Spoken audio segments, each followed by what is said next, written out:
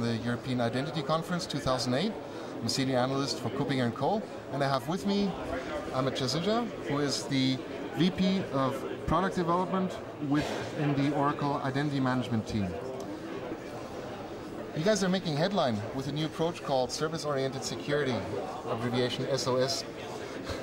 Can you tell us a little bit about that? Thanks, Felix. So yeah, SOS actually started as almost a little takeoff on what our customers were telling us, which is they were sending us SOS signals with how complicated their security world had become. So they were talking about save our souls by way of, save our security. And so we said, the world is definitely moving more in the direction of service-oriented architectures. So we just sort of took a little cut on that and said, how about we talk about service-oriented security as a way to save your souls? So that's been the history, but really, when I look at the whole concept of identity management, what we find today is companies are struggling with putting all these pieces together of how do I take my authentication, my authorization, my role management, my attribute service, and combine that into something that they can then plug in with their applications. And where they struggle with is that there is no open interface. Applications are closed. And people are often reverse engineering how applications were built to try and provide authentication, authorization, identity management services. So for us, service-oriented security is actually a very, very big umbrella term. It's about delivering identity capabilities as a service. It's about opening applications towards being more security ready. So it's application-centric identity management. So there's a lot of buzzwords, but at the base of it all, what we try to highlight to our customers is that there is a paradigm shift that we would like to drive. And the reason we're doing this is because at Oracle, we have this very unique vantage point, right? We have databases, we have middleware, we have business applications. We created this problem. And so it's up to us to, I'm not joking when I say, we created all these different silos, and it is up to us as we look at our next generation of applications to fix it. And to do it in such a way that our enterprises don't feel like they're locked into an Oracle solution, but they have the choice, and that these applications are open, that identity is a service, and therefore, the whole concept, to wrap it all up, is service-oriented security. As you may be aware, Stuart Kwan from Microsoft, he coined a pretty catchy term about 1.5 months ago called the identity bus. The idea was to make a pluggable infrastructure where applications and services can plug in for all of their security and identity needs. You'd have claims being rooted at the heart of this identity bus. And that's been creating a lot of buzz nowadays in the blogosphere. Everybody's talking about it, and everybody's speculating how is this thing going to change the identity management landscape? How's this going to be done? Is your approach complementary to that? Are you guys working together? The short answer is yes. And here's how I explain it.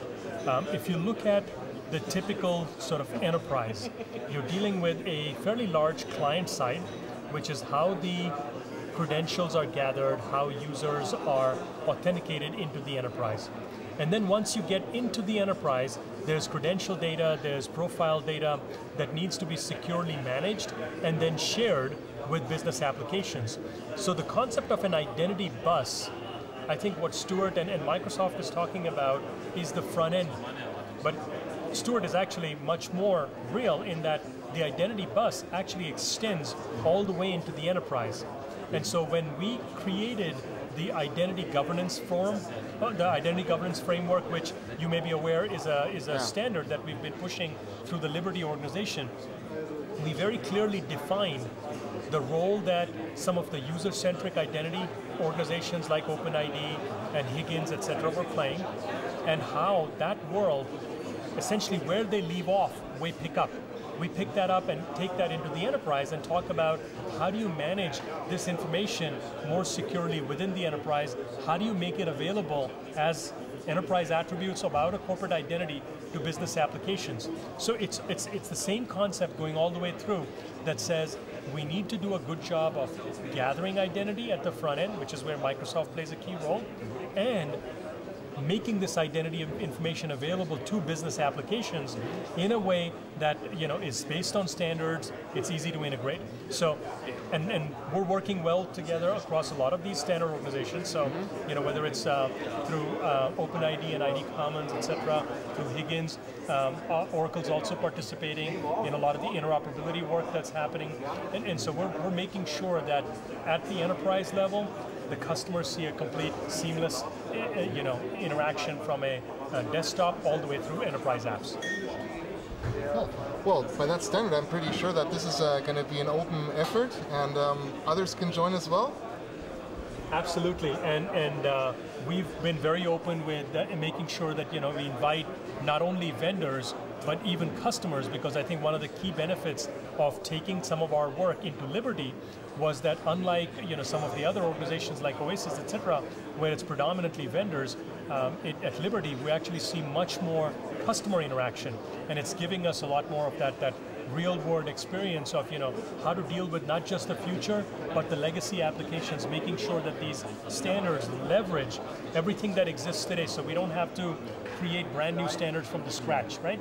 Because we want people to be able to leverage their investments in directories, in access control systems, in virtual directories, and that's the basis for our work as well. So certainly welcome all participation. Yeah, you guys are certainly revitalizing the Liberty Alliance. So do I take it, is this also going to be run through the Liberty Alliance? Well, so, at every point I think we have to look at the different choices. Where is the right place? Because for us there's 2 or 3 things that Liberty offers. As I mentioned, one was the ability to get customer input along with vendor input. The second thing that I think is also very important about Liberty is that with the effort that they've started in Open Liberty, they actually have an open source development project that can run side by side with the standardization project. So what this gives us is real-time feedback on whether a standard is going to actually work or not. And so we can run these efforts in parallel, hopefully getting to the end goal a lot faster than doing it in a serialized way. So yes, we're excited about Liberty, but we also certainly value other people and what they're doing, and so we're open about participating in standards. Great. Now one last question for you. So as an application developer, what should I do to ensure that I can make use of this new technology? That's a great question. In fact, one of the areas as a developer myself, that's my background when I started in the industry. One thing that I've seen over the last 15 years is application developers really have not been given the right tools to integrate security correctly, which is why they've taken the only way that they have seen possible, which is to build security into the application. I think what I'm looking for, what Oracle as a company is looking for, is more feedback. Come to openliberty.org, take a look at what we're doing.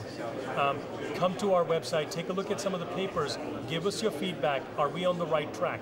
Because that is something that we feel is at the end of the day going to result in better tools, better support for your IDEs, so that when you build your application, you can do the right thing with security, so that as a security person, my job becomes easier down the road and will be more friendly in the world.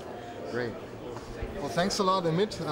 At Cooping a Call, we just wanted to give you a little present on the way, just to make sure that you're not getting any additional mockery because of the SOS, which, by the way, you explained very, very nicely.